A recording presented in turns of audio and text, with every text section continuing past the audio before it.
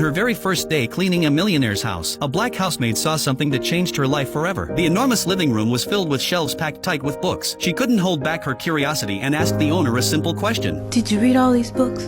Most of them. Why?